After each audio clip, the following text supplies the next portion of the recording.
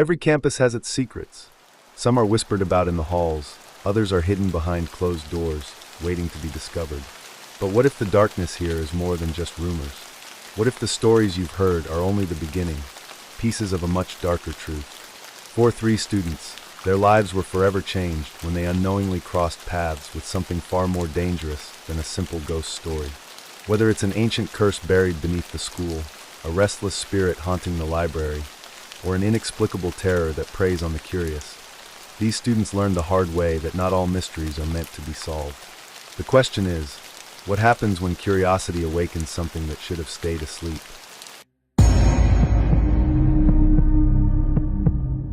It was my first year, and I had so many expectations about what university life would be like. You know, the classic images of late-night study sessions, bustling dorm rooms filled with laughter, and the excitement of meeting new people. I was ready for it all. I'd heard the stories of haunted hallways and ghostly rumors, but I figured they were just exaggerated tales. After all, I was living in a modern dorm, one of the newest on campus, far away from any of those old buildings with their creaky floors and dusty histories. But that first week, that was when things started to change. I remember it so clearly. It was a Thursday night, well past midnight. The campus had quieted down, and the usual chatter had been replaced by the soft hum of air conditioning and the distant sounds of footsteps echoing in the hallways. I was up in my room, studying for an exam that had been keeping me up for days. My roommate was out for the night, leaving the room unusually silent. As I sat there with my head buried in books, I couldn't shake the feeling that something wasn't quite right. Every now and then, I'd hear a distant creak of the floorboards from the hallway outside. Nothing unusual, really. But as the night wore on, the creaks turned into something more. I started to hear whispers, faint at first, like a hushed conversation that wasn't meant to be heard. I tried to brush it off, telling myself it was just the wind or my tired mind playing tricks. But then, the whispers grew louder, clearer. They were coming from the hallway outside my door. I stood up, heart racing, and cracked the door open just a little to peer out. But there was no one there. No one at all. The hallway was empty, and the whispers, once so loud, faded into silence. That's when I first felt it, the chill in the air that didn't belong. It wasn't the cool breeze from the air vent, but something more, something colder. My hands trembled as I closed the door, locking it behind me. I tried to convince myself it was nothing, just nerves maybe. But the whispers, they kept coming back. The whispers weren't the only strange thing that happened. Over the next few nights, I began to notice more things that didn't sit right. At first, they were small, almost insignificant, just things that you'd dismiss if you weren't paying attention. The first night, I was sitting at my desk when the lights flickered just once. A quick blink, as if the power had stuttered, and then they were back on. It didn't seem strange at the time, but then it happened again. And again, at exactly 2:13 a.m. every night. I tried to ignore it, chalking it up to faulty wiring, but I couldn't shake the feeling that something was off. One night, I decided to stay up and see if it would happen again. Sure enough, as the clock hit 2:13 a.m., the lights flickered. But this time, it wasn't just the lights. The air grew suddenly cold, freezing against my skin, like someone had opened a window in the dead of winter. I pulled the blanket tighter around me, my breath forming visible clouds in the room. But the window was shut. There was no draft. It didn't end there. On another night, I was sitting at my desk again, working on an assignment, when I heard footsteps in the hallway. Not the usual sounds of someone walking, but slow, deliberate steps, heavy, almost dragging, as if someone was walking with purpose but in agony. I glanced up at the clock, 2:13 a.m. I froze. My heartbeat drummed in my ears as I heard the footsteps getting closer, louder, right outside my door. I stood up, my legs shaking, and pressed my ear to the door, listening. The footsteps stopped. I waited, holding my breath, but no one called out, no one knocked. The hallway was silent. I swung open the door, hoping to catch whoever was out there, but once again there was nothing. The hallway was empty, the lights still flickering softly. And then I saw it, a small, dark stain on the floor, just in front of my door, almost like someone had spilled ink or something darker. I tried to ignore it. Maybe it was some kind of prank. Maybe it was just my nerves. But each night, the flickering lights became more frequent, the cold spots colder, the footsteps louder. And the stain, it never went away. It lingered there, always in the same spot, like it was waiting for me to notice, waiting for me to realize something had been left behind. Something that shouldn't have been there. As the days passed, the tension continued to rise. It wasn't just the lights anymore. Things were happening that I couldn't explain. Doors would creak open in the middle of the night, the kind of sound that made your skin crawl. I'd rush to check, but the door would always be shut tight, as if nothing had ever moved. The eerie thing was, the door wasn't the only thing that creaked. Sometimes, I'd hear the faintest scratching sounds from the walls, soft at first, then growing louder, like something was trying to claw its way out. But when I searched, there was nothing there. No creature, no sign of anything unusual. One night, I decided to go to bed early, hoping that sleep would help clear my mind. But the minute I lay down, I heard something fall to the floor, something heavy, like a book or a piece of furniture. I jumped up, my heart racing. I scanned the room, but everything seemed to be in its place. It wasn't until I noticed the small object on the floor that I realized something was very wrong. There, near the corner of the room, was a notebook, a thick, black notebook that hadn't been there before. I didn't remember dropping it. In fact, I didn't even remember seeing it before. My hands trembled as I picked it up, a chill running through me. The notebook felt oddly cold, like it had been sitting in the freezer for hours. My mind raced. I opened it, and at first, I thought it was just some random scribbles or forgotten notes from the previous student who lived in the room. But then I saw something that made my blood run cold. The pages were filled with dates. All dates I didn't recognize, some from the past, some from the future. And then I saw it. The entry for tonight, the date I was reading this, had a few words scribbled in a hurry. It's tonight. But it wasn't just that. The last page had my name written in bold, messy handwriting, right under a date that wasn't too far away. It was tomorrow's date. I stared at it, confused and terrified, as the room grew colder around me. How could this be? Why was my name written in this strange notebook? I could feel my heart racing in my chest as I flipped through more pages, each one filled with more unsettling dates and notes about events that hadn't happened yet. The dates seemed to be counting down, getting closer and closer to something I couldn't understand.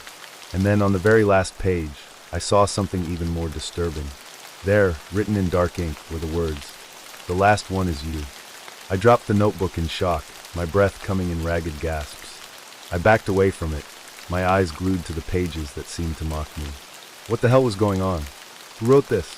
Why was my name in it? I didn't know what to believe anymore. Was this some twisted prank, or was there something much darker at play? I couldn't stop thinking about the notebook. As the days passed, the tension only grew. The whispers seemed to follow me. The flickering lights continued to torment me every night at 2:13 a.m., and the cold spots grew colder. But nothing could have prepared me for what I discovered next. It was a Friday evening, and I was once again alone in my room, staring at the notebook. I couldn't shake the feeling that I needed to know more, that somehow the answers were buried in those strange entries. I flipped through the pages, desperately searching for something, anything, that might explain all of this. And then I found it, the final entry written in bold, angry letters. "They are watching you now. Don't trust anyone. The curse never ends. It moves from one to the next." My pulse quickened as I read those words. What curse? Who was watching me? And then, as if the universe itself was trying to tell me something, the answer appeared. Right there, at the bottom of the page. The name, Rachel Sinclair. I froze. That name. It felt so familiar, like it was locked away in some distant corner of my memory. I rushed to Google it, my hands trembling as I typed in the name. The search results hit me like a freight train. Rachel Sinclair was a former student at this university. She had lived in the very same room I was staying in, and she had disappeared over 2 years ago, under completely mysterious circumstances. According to the reports, no one had ever figured out what happened to her. Some claimed she had just vanished, while others said she was the victim of some tragic event, but there were no solid answers. The university had swept it under the rug, probably hoping no one would ever bring it up again. But as I sat there, staring at the screen, the truth began to sink in. Rachel Sinclair had been the last tenant in my room, and now she was trying to claim me as her successor. The more I researched, the more the pieces fell into place. The whispers, the cold spots, the notebook, everything. It wasn't just random occurrences. Rachel had been obsessed with the supernatural, particularly with curses and death. She had written about it in the journal that I now held in my hands. And in her final, frantic pages, she spoke of something much darker than any of us could have imagined. Rachel had tried to escape the curse, but in doing so, she'd unknowingly passed it on to me. And now, I was the next victim. The chilling truth hit me with full force. This was no accident. This wasn't some prank. The curse was real, and it had chosen me. I was trapped, a pawn in something far larger than I could comprehend. But the worst part, after I discovered the truth about Rachel Sinclair, I realized something even more terrifying. The curse wasn't just about her. It was about the room, the university itself, and all the dark secrets it had buried over the years. I don't know if I'm the last victim, or if there's more to come. All I know is I need to get out of here, but I fear that might be too late. And the worst part, as I packed my things to leave, I found something else in the corner of the room, something that belonged to the previous tenant before Rachel. A dusty old photograph, with the same date written on the back. A date that was still to come. My heart stopped as I stared at the picture. It was a picture of me. I wish I could say it ended there. But what happened next? Well, that's a story for another time. It was just another Monday morning on campus, or so it seemed. The early morning rush was the same as always. Students darting between buildings, coffee cups in hand, backpacks slung carelessly over their shoulders.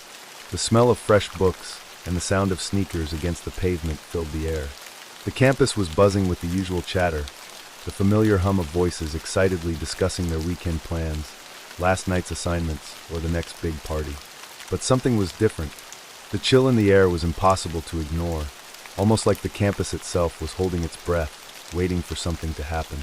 The autumn leaves, usually vibrant and playful, clung to the ground, untouched by the breeze.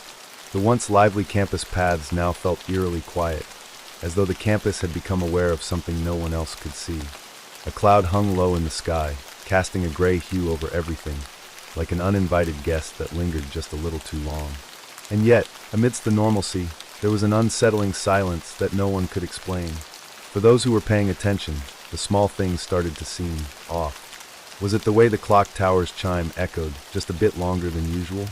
Or perhaps the strange hum coming from the library's old, creaky ventilation system?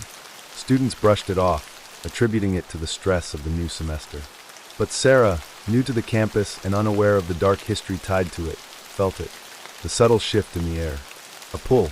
Something was lurking in the shadows of this place, something far beyond the walls of classrooms and dorms. Something had been waiting for her to arrive. Sarah had just moved to the university. A freshman, full of dreams and expectations, eager to start her journey in a place that promised endless possibilities. It was her first semester, and like most new students, she was wide-eyed and ready to embrace it all. She stood outside the tall, historic dormitory buildings, the ones with ivy creeping up their stone walls, trying to shake off the nerves and excitement that churned in her stomach. The first few days were spent meeting new people, learning the campus layout, and navigating the maze of corridors and lecture halls. To Sarah, it all felt like the beginning of something grand, her future unfolding, one step at a time. Little did she know, her first week would soon be filled with things she couldn't explain. Strange things that would pull her into a nightmare she hadn't been prepared for. Sarah had no reason to believe that the university, with its old brick walls and bustling student body, harbored any secrets. She hadn't heard the hushed stories that circulated among the upperclassmen. She didn't know that this place had a dark history, one that seemed to never truly leave, never truly fade. At first, it was just small things, minor oddities that Sarah could easily brush off. Books would go missing from her desk. She'd leave them neatly stacked, and the next morning, one or two would be gone, only to appear hours later, tucked into places she didn't remember putting them. A strange, subtle disturbance that tugged at her mind, but nothing to worry about, right? Then there were the sounds. Faint footsteps echoing through the dorm at night. She'd sit by the window, reading or writing notes, and each time she would hear them, slow, deliberate steps, as if someone were walking just outside her room. But every time she'd open the door, no one would be there. It felt like the building was alive, breathing in a way it shouldn't. Sarah couldn't explain it, so she told herself it was just the old pipes creaking, or maybe a draft. It was easy to convince herself, especially when she was surrounded by so many other students, all with their own little quirks and habits. But one night, everything changed. It had been a particularly long day, filled with lectures and group projects. Sarah had come back to her room, exhausted, and collapsed into bed, too tired to even bother checking her phone. The lights were out, the only illumination coming from the soft glow of the streetlights outside. It was then she heard the noise again, the familiar echo of footsteps, only this time they were closer. much closer.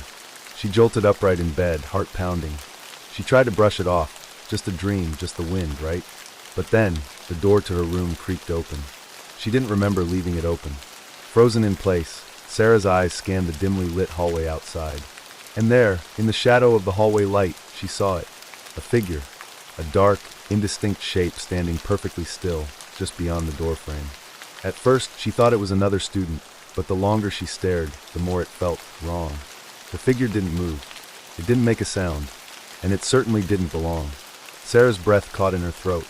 She couldn't move, couldn't look away. The air in the room seemed to grow colder, the temperature dropping as if the figure was sucking the warmth from the room. Then, as quickly as it had appeared, the figure faded into the shadows, leaving Sarah trembling, alone, and unsure of what she had just witnessed. The door was still open. The figure was gone. And yet that feeling, that cold, oppressive feeling, still lingered in the air. That night, Sarah didn't sleep. And in the days that followed, things only got worse. As the days passed, the occurrences grew more frequent. Books, notes, and even her clothes would vanish for hours, only to return in the most bizarre places. Under her bed, in the closet, inside drawers she never remembered opening. The footsteps continued, always just outside her room, now accompanied by soft whispers, as though the very walls of the dorm were alive with voices. But it wasn't until Sarah made an unexpected discovery that she began to understand the true nature of the terror that had taken hold of her. One evening, desperate to make sense of everything, Sarah wandered into the library.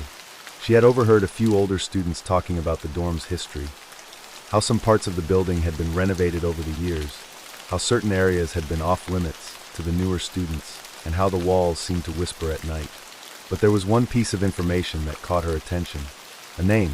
Sarah had no idea who this person was, but the name echoed in her mind, Emily Clark. After some digging, Sarah found a dusty, old yearbook tucked away in a forgotten corner of the library. Flipping through the pages, she came across a photo of Emily Clark, a girl with dark eyes and a somber smile. Her eyes seemed to stare right through Sarah, as if calling her. There, next to the photo, was a small, faded note. She never made it out. Confused, Sarah pushed further, researching the name. It didn't take long for the pieces to fall into place. Emily Clark had been a student at this very university, someone who had been living in the dorm Sarah now occupied. Emily was well-liked, a student in her senior year. But then one night, she disappeared. No one knew where she had gone, and no one had ever found her body. The authorities had searched for weeks, but there was no trace of Emily, no sign of struggle. Her disappearance remained a mystery, the case growing cold over time. The students talked about her occasionally, but the mystery eventually faded into whispers, and the story was all but forgotten. But now Sarah understood. The figure she had seen in the hallway, the cold air, the disappearing items, they weren't just random occurrences. They were connected to something much darker.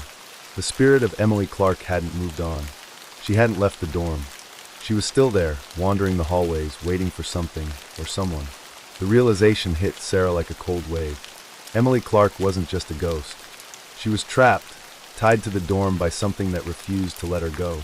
And worse still, Sarah had unknowingly stepped into the very same path Emily had walked years ago.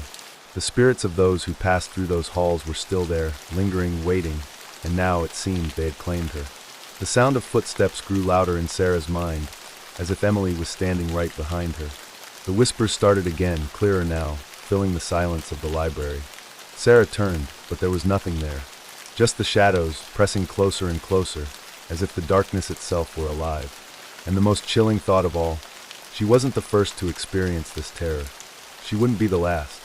The next morning, Sarah couldn't take it anymore. The walls, the whispers, the footsteps that seemed to follow her everywhere, it was too much. She packed her things in a rush, not even bothering to check the corners of her room, the places where the shadows lingered the longest.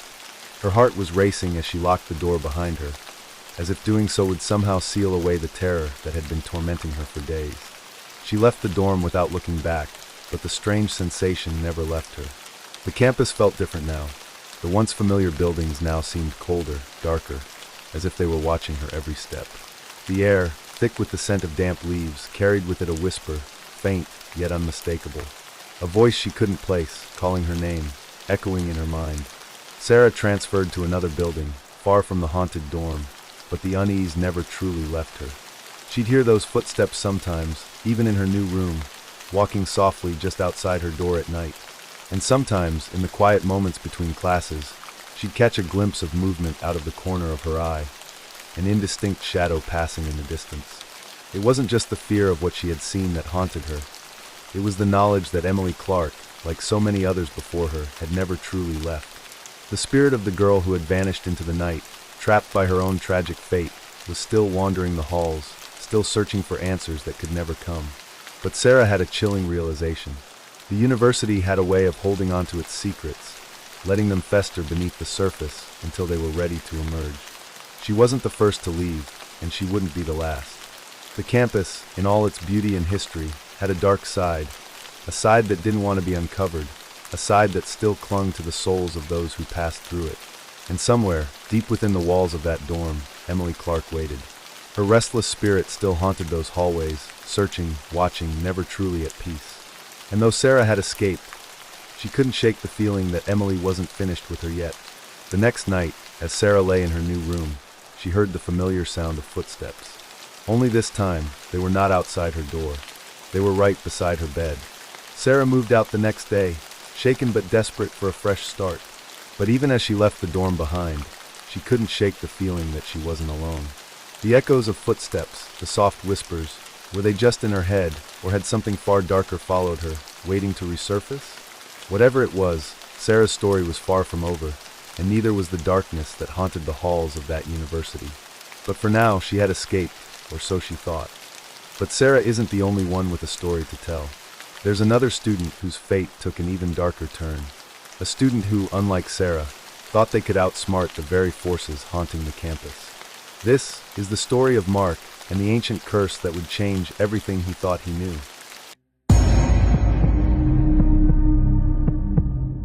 This is the story of Mark, a sophomore at the university who had always felt out of place. While his classmates were more concerned about grades, socializing, and making memories, Mark found himself captivated by something much darker, something older. Mark had a deep fascination with the occult, ancient history, and forgotten legends. The thrill of solving puzzles and discovering secrets that no one else dared to touch consumed him. It all started in the university library, a place most students avoided except when they absolutely had to study. But not Mark. For him, the library wasn't just a building filled with books. It was a treasure trove of untold stories, hidden knowledge, and forbidden lore. Mark spent countless nights in the dusty, dim-lit corners of the library, searching through old, forgotten texts that hadn't seen the light of day in decades. One evening, as he combed through the stacks, he stumbled upon something that wasn't supposed to be found. It was an old journal, bound in cracked, weathered leather. The cover was adorned with strange symbols, ones he had never seen before, etched deep into the surface. It was buried in the back of a locked chest in the rare collections section, forgotten and untouched by most who came before him. But Mark, always on the lookout for something more, had managed to acquire the key. He opened the journal with trembling hands, and the moment his fingers brushed the pages, he felt it, a strange, almost electric sensation, as if the book itself had been waiting for him. The journal was filled with strange drawings and cryptic notes, but what caught Mark's attention was the mention of a curse, an ancient curse tied to the land on which the university was built. It spoke of a treasure hidden beneath the earth, something powerful and forbidden, and of the dark forces that protected it. The curse, according to the journal, had been placed centuries ago, long before the university was established. It was meant to protect the treasure, something so powerful that those who sought it would suffer terrible fates. The journal spoke of people who had come before Mark, students and professors alike, who had tried to uncover the treasure's secrets, only to vanish without a trace. But none of that deterred Mark. To him, it was a mystery that had to be solved, a challenge that no one else had dared to face. He was hooked. The idea of unearthing something so ancient, so powerful, consumed him. The journal described a hidden passage beneath the university, and Mark knew he had to find it. The treasure was waiting, and he was going to be the one to claim it.